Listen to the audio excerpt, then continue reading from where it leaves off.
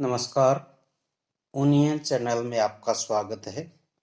आज की शैक्षणिक वीडियो में हमारा टॉपिक है मानचित्र। इसमें हम मानचित्र क्या है, इसके प्रकार, मानचित्र के 3 घटक के बारे में पढ़ेंगे। क्या आप जानते हैं भारत का पहला सटीक मानचित्र किसने बनाया? आओ जानते हैं। भूगोल तथा मानचित्र में घनिष्ठ संबंध है। भूगोल का अध्ययन और अध्यापन दोनों मानचित्र के बिना अधूरे अथवा असंभव से लगते हैं। मानचित्र 2 शब्दों मान और चित्र से मिलकर बना है, जिसका अर्थ किसी माप या मूल्य को चित्र द्वारा प्रदर्शित करना है। मानचित्र को उर्दू में नक्शा और अंग्रेजी में मैप कहा जाता है। मैप मापा शब्द से बना है, जिसका अर्थ चादर या तौलिया है। अतः मानचित्र पृथ्वी की सतह या इसके भाग का पैमाने की सहायता से चपटे तल पर बनाए गए चित्र को मानचित्र कहते हैं। ये विभिन्न प्रकार के होते हैं। नंबर 1, भौतिक मानचित्र। भौतिक मानचित्र पृथ्वी की प्राकृतिक आकृतियों जैसे पर्वत, पठार, मैदान, नदियां, महासागर, सागर, झील आदि को दर्शाने वाले मानचित्रों को भौतिक मानचित्र कहा जाता है। नंबर 2, राजनीतिक मानचित्र।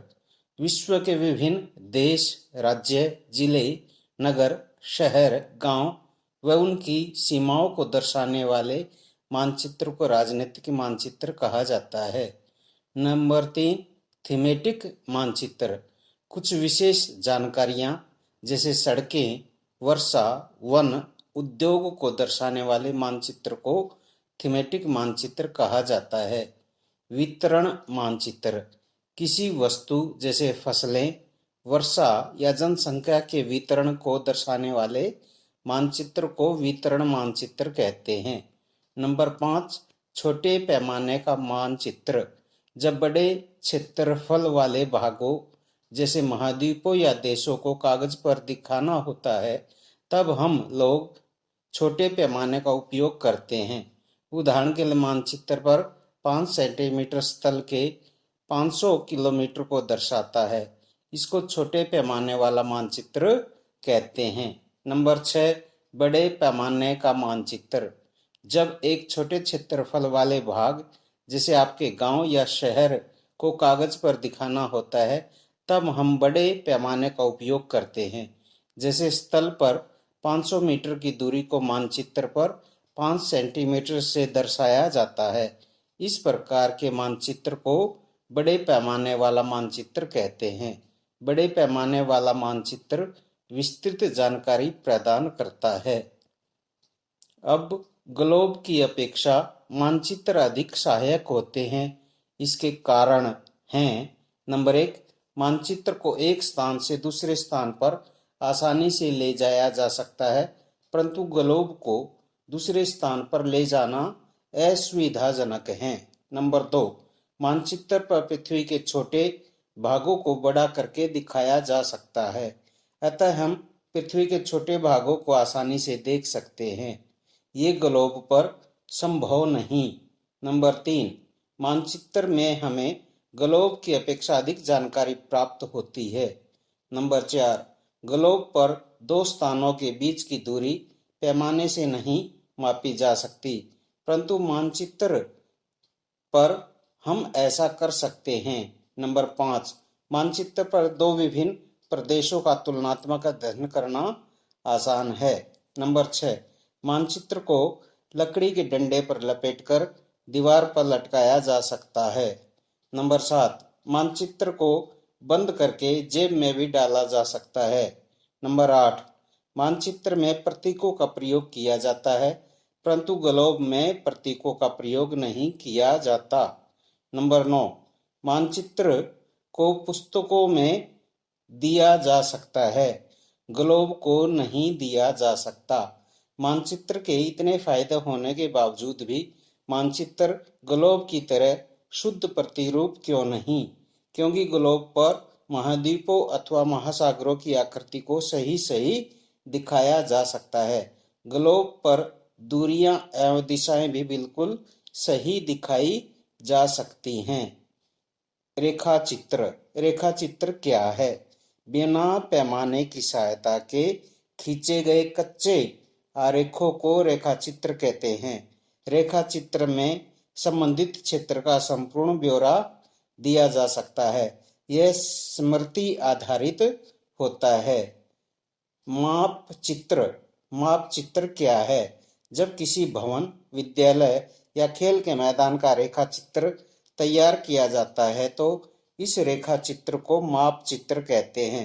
एक माप चित्र में विभिन्न कमरों या भागों की लंबाई, चौड़ाई और उनके बीच अंतर का विस्तृत वर्णन किया जाता है, जबकि मानचित्र में नहीं। खाका। खाका क्या है? पृथ्वी पर वास्तविक दूरियों को मापे बिना कल्पना से बनाया गया चित्र खाका कहलाता है। एक छोटे क्षेत्र का बड़े पैमाने पर खींचा गया रेखा चित्र को भी खाका कहते हैं, जबकि मानचित्र पृथ्वी की सतह या इसके एक भाग का पैमाने की सहायता से चपटी सतह पर बनाया गया चित्र होता है। नंबर 2, खाके में रेखाओं द्वारा बना कच्चा नक्शा होता है। खाका नकली ढांचा या ड्राफ्ट है। मानचित्र के 3 घटक या 3 आधार स्तंभ कौन कौन से हैं? नंबर 1 दूरी, नंबर 2 दिशा, नंबर 3 प्रतीक। नंबर 1 दूरी। मानचित्र में दूरी को एक पैमाने की सहायता से दिखाया जाता है। पैमाना एक प्रकार की मापक रेखा होती है। यह धरातल पर किन्हीं 2 बिंदुओं के बीच की वास्तविक दूरी अथवा मानचित्र पर उन 2 बिंदुओं के बीच की दूरी का अनुपात होता है। वास्तव में हम मानचित्र पर धरातल की 1000 किलोमीटर की दूरी को नहीं दिखा सकते, अतः हम इस छोटे पैमाने में बदलकर उसे मानचित्र पर दिखाते हैं। उदाहरण के लिए हम धरातल की 1000 किलोमीटर की दूरी को लेते हैं। मानचित्र पर हम इस दूरी को 10 सेंटीमीटर द्वारा दिखा सकते हैं। इस प्रकार जो पैमाना बनेगा वह इस प्रकार होगा: 1 सेंटीमीटर बराबर 100 किलोमीटर। इस प्रकार हम दूरी को कम करके मानचित्र में दिखाते हैं। नंबर 2 दिशा। दिशाएं भी मानचित्र का महत्वपूर्ण अंग है। प्राय मानचित्र का ऊपरी भाग उत्तर दिशा को दर्शाता है।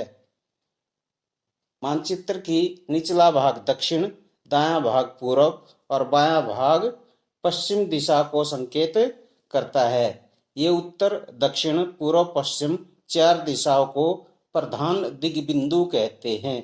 इनके बीच 4 और दिशाएं उत्तर पूर्व, दक्षिण पूर्व, दक्षिण पश्चिम तथा उत्तर पश्चिम हैं। इन बीच वाली दिशाओं की मदद से किसी भी स्थान की सही स्थिति का पता लगाया जा सकता है। हम दिक्सूचक यंत्र या कंपास की सहायता से किसी स्थान की दिशा का पता लगा सकते हैं। दिक्सूचक क्या है? एक यंत्र है जिसकी सहायता से मुख्य दिशाओं का पता लगाया जाता है। इसकी चुंबकीय सुई की दिशा हमेशा उत्तर दक्षिण दिशा में होती है। नंबर 3 प्रतीक या चिन्ह। मानचित्र में सभी लक्षणों को उनकी सही आकृति अथवा आकार के अनुसार नहीं दिखाया जा सकता, इसलिए इन्हें दर्शाने के लिए विभिन्न प्रतीकों का प्रयोग किया जाता है। प्रतीकों के प्रयोग से मानचित्र को पढ़ना सरल हो जाता है। ये प्रतीक मानचित्रों के अध्ययन में सहायक होते हैं। इन प्रतीकों के प्रयोग से मानचित्र को पढ़ना सरल हो जाता है। जल तथा स्थल को दर्शाने के लिए रंगों का प्रयोग भी किया जाता है, जैसे भूरा रंग पर्वतों को, पीला रंग पठारों और कृषि क्षेत्रों को, हरा रंग मैदान या वनस्पति को, नीला रंग जलाशय या नदियों को, लाल रंग सड़क और भवनों को, काला रंग रेल मार्गों को दर्शाता है। प्रतीकों के संबंध में एक कठिनाई यह आती है कि भिन्न भिन्न मानचित्रों में एक ही लक्षण के अलग अलग प्रतीक हो सकते हैं। इस कठिनाई को रूढ़ चिन्ह या रूढ़ प्रतीक द्वारा दूर किया जा सकता है। ये प्रतीक पूरे विश्व में समान रूप से प्रयोग किए जाते हैं। ये प्रतीक कम स्थान में अधिक जानकारी प्रदान करते हैं। यदि हम एक क्षेत्र की भाषा को नहीं जानते हैं, हम इन प्रतीकों या चिन्हों की सहायता के द्वारा मानचित्र से जानकारी प्राप्त कर सकते हैं। भारत का पहला मानचित्र सिकंदर द्वारा ग्रीस गणितज्ञ इरेटोस्थनीज द्वारा बनवाया गया, फिर मिस्र भूगोलवेत्ता टालेमी द्वारा, परंतु दोनों मानचित्र स्पष्ट नहीं हैं। अंग्रेजों ने मानचित्र बनाने का कार्य विलियम लैम्बर्टन को दिया गया, परंतु वह भी अधूरा रहा।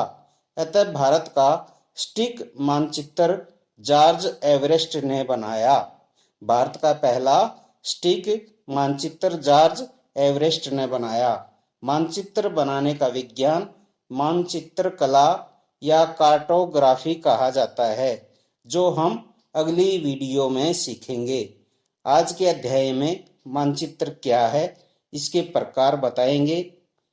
ग्लोब की अपेक्षा मानचित्र अधिक सहायक होते हैं, क्यों, यह बताएंगे। और रेखाचित्र, मापचित्र, खाका की परिभाषा देंगे और मानचित्र के 3 घटक बताएंगे।